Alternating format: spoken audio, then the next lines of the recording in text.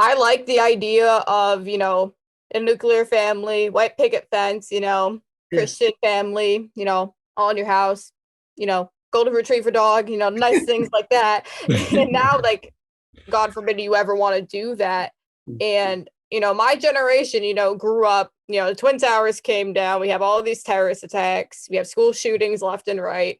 We're used to that kind of thing. And I think that desensitized us so badly that we don't even see what's going on now because we grew up watching, I was born after the Twin Towers, but there's a couple people in my generation who, were two when it happened. Right. But, that's how our whole like lives were set up. My mom was pregnant for me, and she said that someone said to her, "Why would you want to bring a child into a world like this?" And No. that stuck with me after she told me that, because now I can see what that person was saying. Look at everything that's happened in the past 19 years that I've been alive. No. One thing that's interesting, I think people forget it because I taught when I was in Virginia and I taught for a couple of years, and none of them were alive for 9/11. Right. Like, and when you get certain, you'll find this out. When you get to a certain age, you're like, oh, that was yesterday. No, that was 20 years ago. A lot of people weren't even born.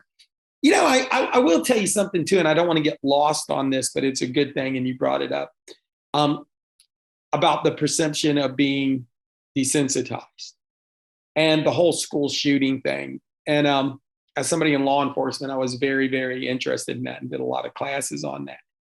I think that changed a lot of people's view about a lot of things. A fight when me and Robert were growing up, when somebody got off the bus, was a huge deal. Yeah. And most of the fights were just people pushing each other because it wasn't even really a good brawl, right?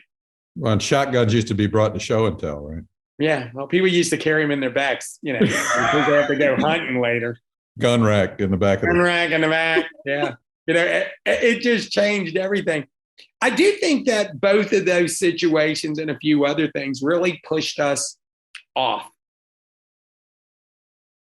It really pushed us off the mainstream. And I really will say this is something we can revisit over and over and over again.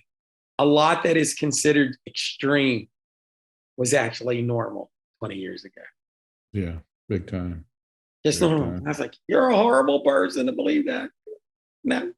And we lose sight because of the media of the good things that are happening. I mean, medicine, science, the real science, not the bullshit science. Yeah, real science. We're moving in miraculous places. I mean, Elon Musk, we did a show on it that nobody ever evidently will see.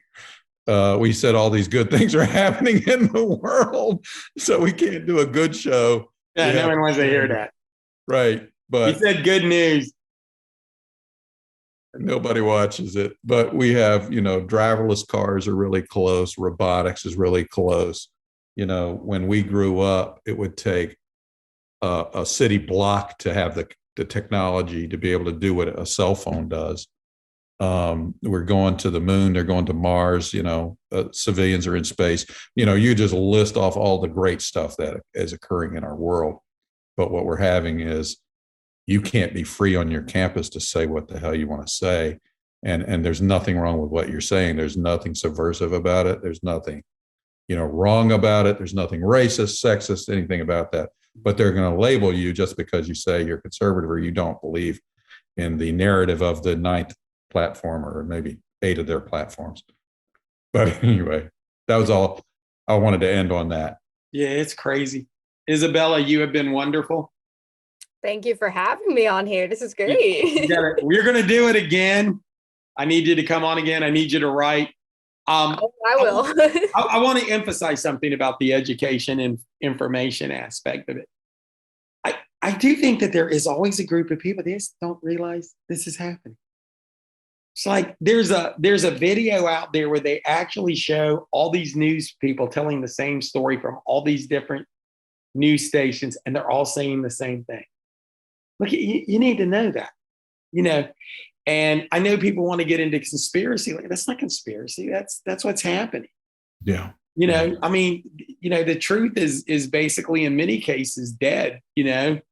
And that's a tragedy, but we need you to come back. I thank you very, very much. Greatly appreciate it. So excellent today. So without any further ado, Robert, anything else? No, I think, well, we got an election coming up relatively soon. You know, Michigan is on fire, you know that. And I don't know how Mississippi's doing, but We stay on fire. we stay on fire. Mississippi burning, right? Like we don't even go any go there. We don't even go. We're gonna let that. Right. Hate midnight. There we go. Isabella, anything else you want to say? No, New York's on fire too. But you know, it is what it is. There we go. The people not noticing is those people who refuse to see. God, And the ones with the lighters that are lighting it on fire. Yeah, there they are. Look, we appreciate you being here, and we'll see everybody next time. We thank everybody and hope to see you again.